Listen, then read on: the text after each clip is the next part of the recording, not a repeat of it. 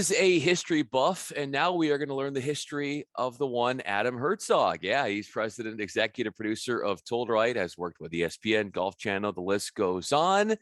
And we are going to learn more about him, but not just from a professional standpoint, but also a personal standpoint. We are going to get a really good idea of what drives Adam. This is the On to Something podcast. I'm Bryan Fenley with Fox Sports Radio, on Twitter at Bryan Fenley. Adam, I appreciate you making the time to do this.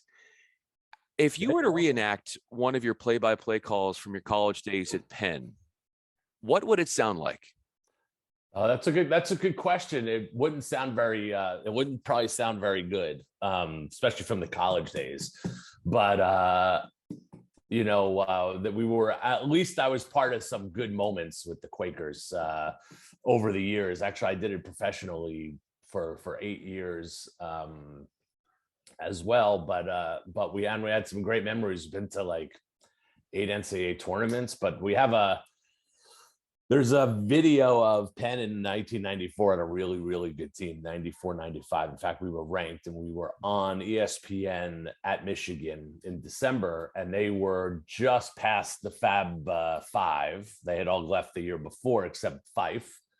So he was around, and I think Jimmy King may have been around, but Jalen and Juwan and Chris had all left in the spring of 94. Anyway, by the winter of 94, we had a pretty good team, and it was a game on ESPN. Dick Vitale was calling it.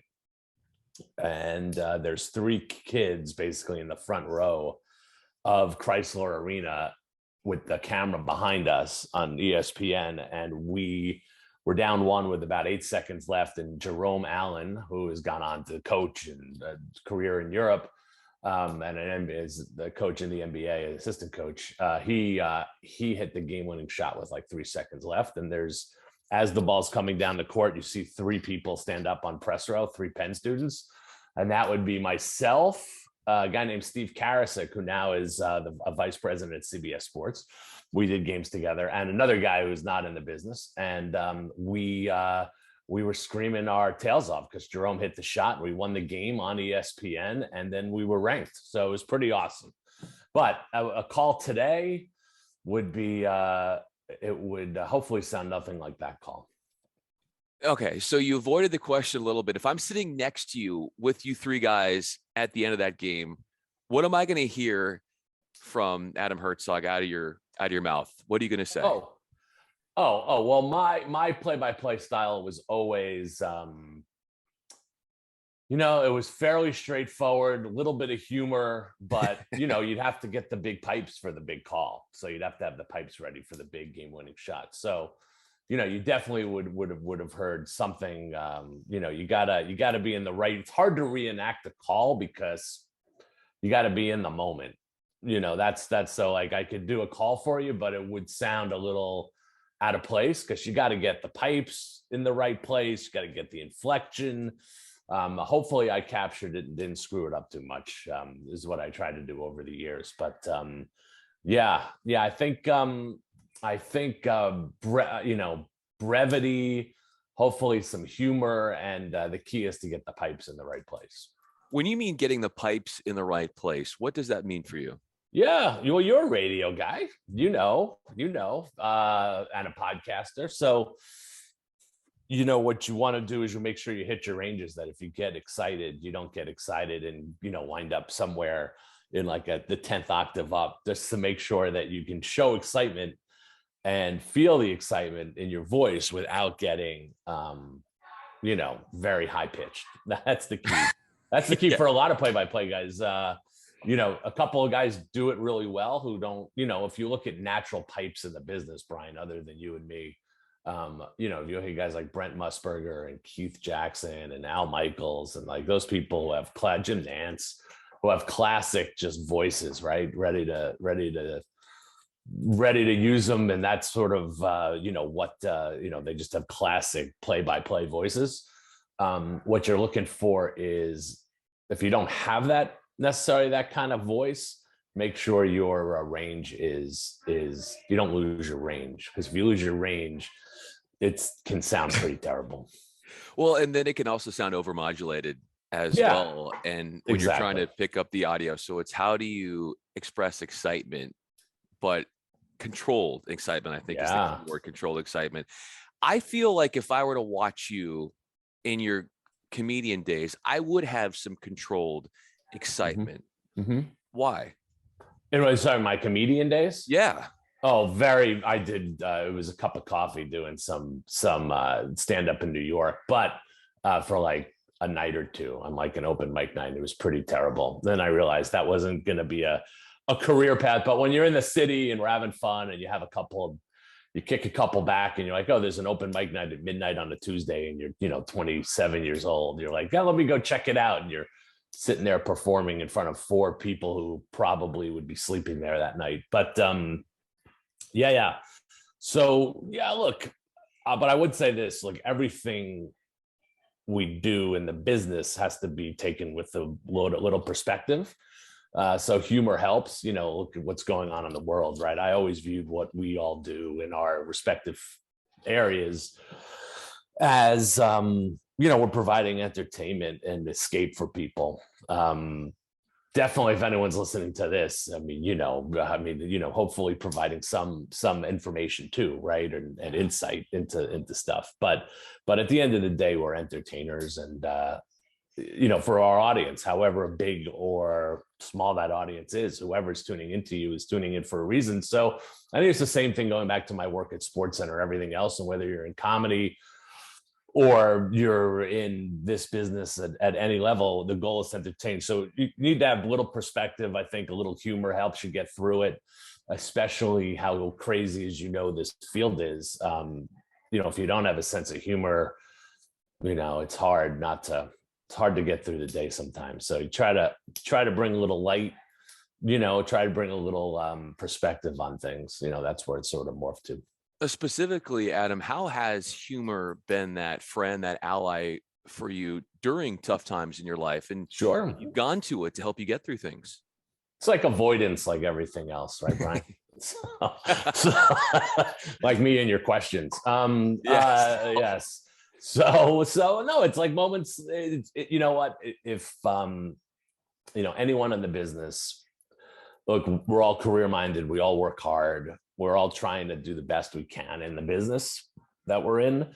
But it's how you get there, right? And so my approach was always to try to, try to realize what we weren't doing was saving lives per se, or something. Well, you had to work hard and do it as best as you could and make mistakes and try. And that's why for me, effort is as important. Like in sports, of course, it's important, but in job as well. If the effort's there, the rest of it falls into place. People make mistakes. You got to understand. You got to help them get through it and learn from them.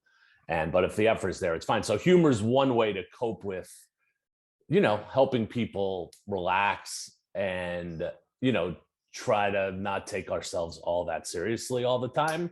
And of course, it's not always all laughter and comedy. I mean, things, as you said, there's highs and lows and there's ups and downs and different emotions you have to express and feel at different times. But humor's a good one to help you get through and put some perspective on a situation, for sure. A situation in 2013, Magic Johnson tweeted about you Mhm. and he called you an incredible producer. And Yeah. when you talk about the effort, and you were touching on the effort, what was the effort that you gave and that he saw that warranted that shout out on social media? Yeah, and there was no. That's right. He was very nice of him to do that. It was right. Yeah, he it was good to wish me luck, and just blessed to have Magic as someone who was I could say I knew, or still know, and consider him just a terrific person and someone I was able through my work to be able to talk to and have a relationship with them in terms of basketball and trying to make good content and being part of a team. No one knows that better than Magic. So obviously that was impactful. Very grateful for Magic, but It's just like any of the people in our lives who we know who have ascended to different super high levels. In Magic's case, not just in the NBA, but also off the court, right? And what he's accomplished for his community, for in the business world as one of the most impactful African-American leaders in the last 25 years, right? So, and what he's done in society and his impact, just, on and on. So having that validation or that feedback is great from him. And it also comes with working hard together as a team to try to create the best content we could at the time at ESPN, which was on the Countdown show. Look, I hope the things that you work on hard in your life and the accomplishments you've had, just like me and people in my field, when you work hard and you're part of a team and it's successful, or you make relationships that last for a really long time, I mean, that's all really impactful. I mean, that's part of all of our journeys, right? Is the people we meet along the way, whether it's Magic or it's, or someone on the production side, like even a PA or an intern, or being able to mentor somebody. I mean, it's just the world is all about relationships and developing them and, having genuine experiences. Adam, what does that grind look like from you that we don't see in what it looks like behind the scenes? Yeah.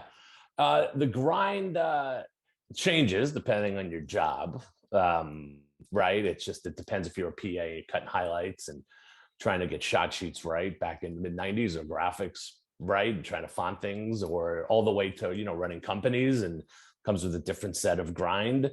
To me, again, and that's where things like humor and perspective come into place. Because yes, we're grinding. We have businesses. For myself, we have a board and shareholders, and we're responsible to our employees and to our board to try to do the best we could possibly do as a business. And so that comes with, responsibility. So the grind is responsibility. So whatever that is, you got to own it, and you got to push through it, and you got to try to, and again, it's all effort, right? So whatever your grind is, it could be day to day, it could be job related, it could be relationship related too. Look, we grind at everything in life, but I tell people all the time, we just try to put our heads down and push the boulder up the hill a little bit, and do the best we can. Who taught you that grind?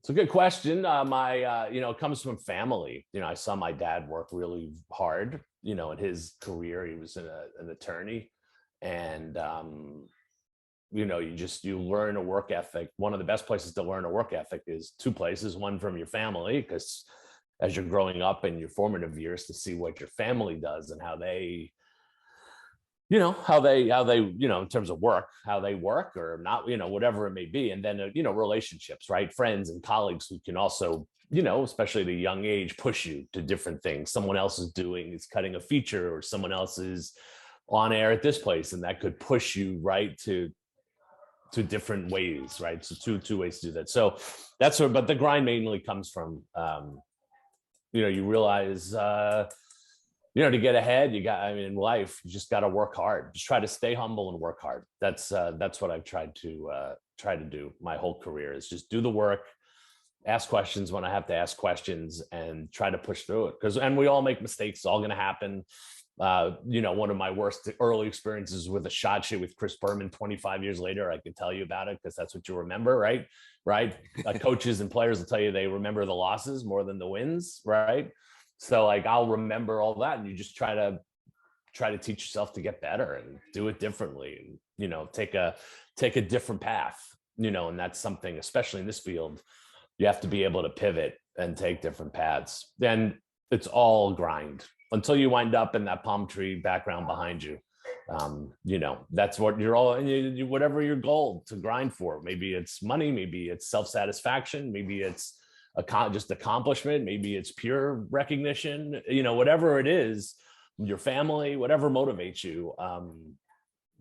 Everyone's different. Yeah, Adam, I want to lie to you and say that this is on the front nine at Mauna Kea, the par 3, the infamous one where everybody gets married. I wish I could say that, but how frequently do you hear your father's voice influencing your behavior in the business to this day?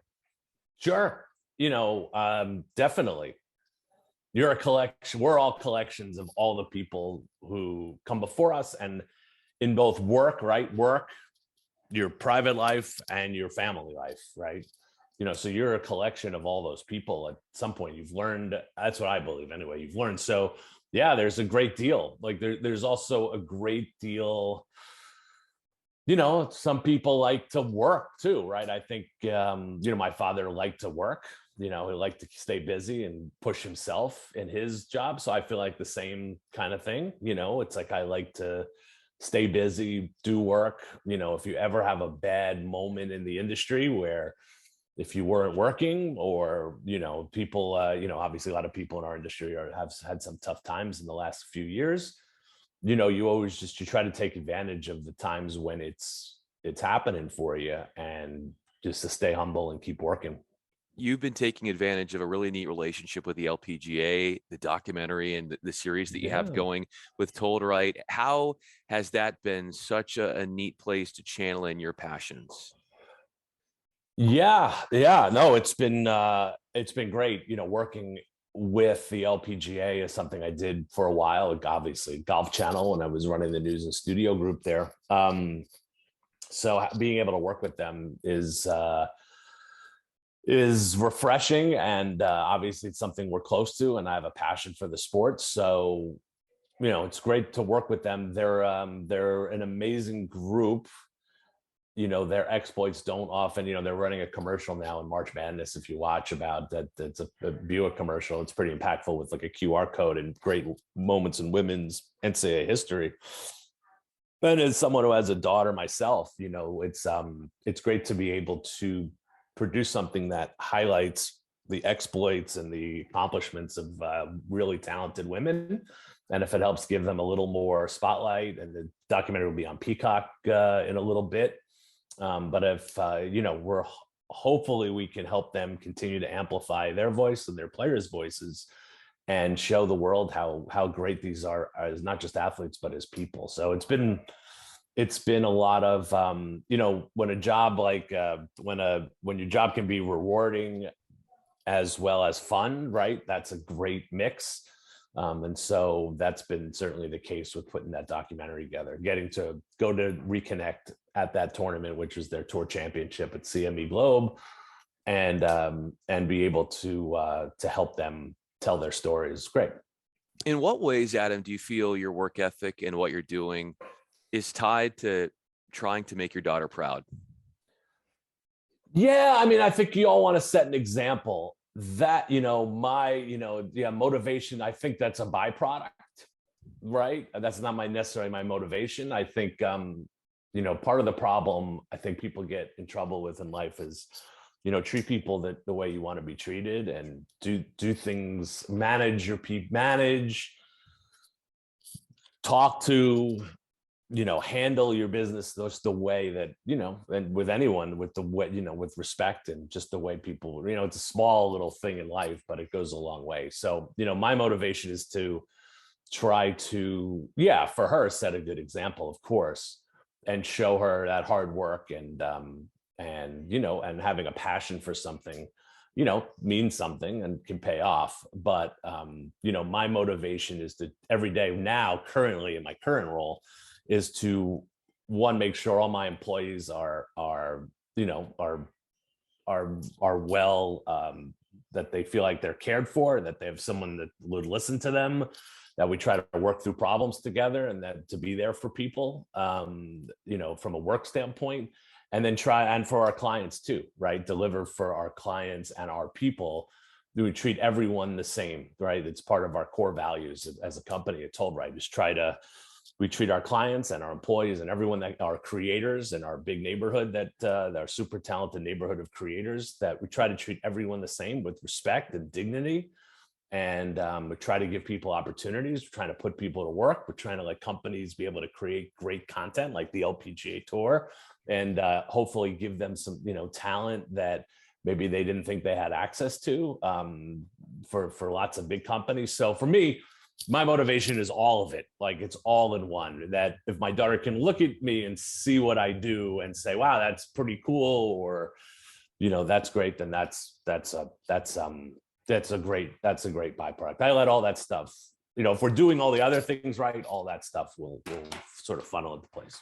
Last question for you. Adam Hertzog is with me. I'm Bryan Fenley. If your daughter was sitting in on open mic night when you were that 27-year-old hoping to launch that comedian career, what feedback do you think she would give you afterwards if she was listening in on that? Yeah, she'd be in trouble because she should never be in that place at 12:05 a.m. on a Tuesday night. You know, hopefully, you know, it's funny. I did a couple of open mics and I was like, you know what? It's not for me. I didn't even pursue it hard. I was like, you know what? There's other creative ways to pursue things. But to answer your question, I think it would be if it was something that I was somewhat interested in, like today, if I decided I'm going to go to an open mic night in the city, like, and I said, this is what I want to do is be a comedian. I would hope she would say, keep going for it. You know, don't stop, because if you have a dream to do something, you know, for me, it was more play-by-play, and which I did professionally to an extent. And then, you know, ESPN and actually wound up locking me in and moving me to LA. So I gave up doing the radio and some minor TV sideline reporting, things like that. But, you know, yeah, I mean, you got to go for it. You got to, whatever it is, your passion, you know, like you and your career, you know, you got to go for it. You got to put all your effort into it. And, you know, you don't always get rewarded, especially in this field, comedy too, right? I mean, it's so hard, it's so competitive, but you gotta find a way if it's what you want to do. Fortunately for me, you know, I knew I was freelance producing around the play-by-play, and what happened was that side of my career just took off faster, and I was like, you know, I had to give up the play-by-play to really be able to have a career in what was production, because the opportunities were just there. You know, if the Sixers or the Phillies had come to me and said, we want you to do radio or something, maybe things would have turned out differently. But that was a choice I had to make, was just, you know, I have to give this stuff up because the opportunity is too great on this other side. So, and that's sort of what happened. And then if I may just squeak this in, history of symphony. Yeah, sure. Your favorite class? Why? From college? Yeah. You know, I'm a music guy. I played piano growing up. You know, it's interesting. What always appealed to me were things a little off the path. Maybe not, you know, I was a history major, right? You know, in college, and with a minor in economics, which is pretty standard and straightforward, which is great. But for me, the classes I did best at were the ones that really interested me, just from an intellectual standpoint, just from like, I was just interesting. And so when you can take a class, or you can, it doesn't have to be as a college student, any age, or you can be a part of something that's a little different, but makes you think about the world differently. So even though I played piano, heading into that class, I couldn't really tell you a lot about it. Didn't really have a passion for listening to symphonies going into that class, but I can tell you, coming out of it, the way the teacher approached that kind of music. And when he started the class with like Richard Marx and Right Here Waiting, and another like pop rock song, I can't remember which one, but was trying to make the parallels between the music we listen to today and that music that was, back, 16, 17, 1800s. It was pretty impactful, and that's something where you could really look at the world a different way. And so that's what I try to do, is find things in life. Like, how can I see the world a little differently? Maybe it's through a person or an experience or a class. And like that class taught me how to listen to that kind of music in a way that I never knew beforehand. And it just made me think about things a little bit differently. So to me, regardless of the grade, like that's a win. That's to me why I would go to college, is to take something like completely out of left field that I'd walk into, not as a music major, and try to learn something. And then in the process, it'd be kind of like a whoa moment, because you really learn something. So, and that's, I try to do that with books we read now, and I try to just take different tacks and different thought processes around how to do things, because gosh knows I don't have the answer for most of it, but through learning about different things in the world, hopefully it makes us a better leader and a better thinker and a better person. In looking through your lens a different way, that's what makes you your own version of a rock star. You study music. This is that you are a crafty, creative, ingenious in that space. And Adam Hertzog, it's true. It's true. And I hope one day that you relaunch that comedian career, because I still think you're selling yourself short. Adam Hertzog, president, executive at Told Right, executive producer there, formerly of ESPN Golf Channel and beyond. I'm Bryan Fenley with Fox Sports Radio. Adam, I appreciate the storytelling and your version of some play-by-play of your career. Yeah. Really enjoyed the conversation. Thank you, Bryan. I appreciate it. Thanks for the time today. Appreciate your storytelling too.